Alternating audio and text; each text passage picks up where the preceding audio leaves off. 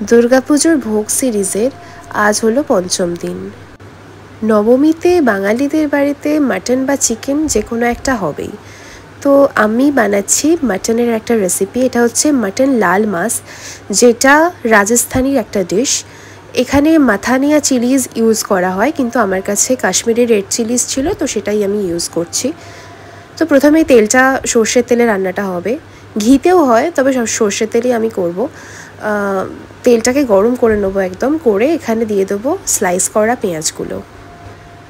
তারপরে পেঁয়াজের সাথে দিয়ে দেবো একটু চিনি, তাতে পেঁয়াজের রঙটা ভালো আসে, তো সেই জন্য একটু চিনি অ্যাড করে দেব।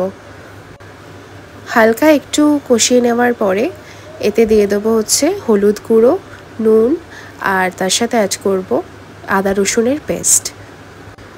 খুব বেশি কষাবো না, এই আদা রসুনের পেস্টটা অ্যাড করে তারপরে এতে দিয়ে দেবো ওই যে কাশ্মীরি লঙ্কা যেটা আমি বেটে রেখেছি, ওইটাই দিয়ে দেবো।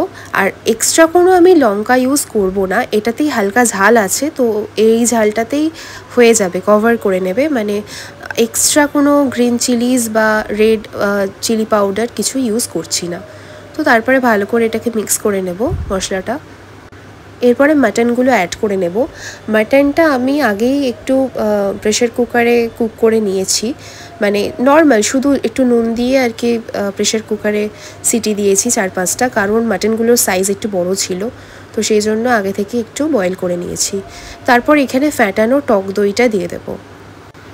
এরপরে দিয়ে দিচ্ছি একটু গরম মশলা গুঁড়ো, আর তারপরে মাটনের স্টক আর একটু চর্বি ছিল, তো সেটা পুরোটা অ্যাড করে এটাকে কিছুক্ষণের জন্য রেখে দেবো, মানে সিদ্ধ হবে, প্লাস হচ্ছে গ্রেভিটা যাতে একদম মাটনের মধ্যে ঢুকে যায় সেই জন্য। তো আমাদের মাটন অলমোস্ট হয়েই গেছে, দেখতে পাচ্ছ তোমরা, বেশ ভালোই সিদ্ধ হয়েছে। আর একটু কষিয়ে নেবো আমরা হালকা করে, তো ব্যাস আমাদের মাটন ডান।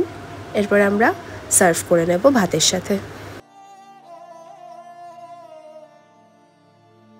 তোমরা বাড়িতে বানিয়ে জানিও কেমন লেগেছে। খেতে বেশ ভালোই হয়েছিল, কিন্তু এটা বাঙালির মাটন কষাকে বিট করতে পারবে না।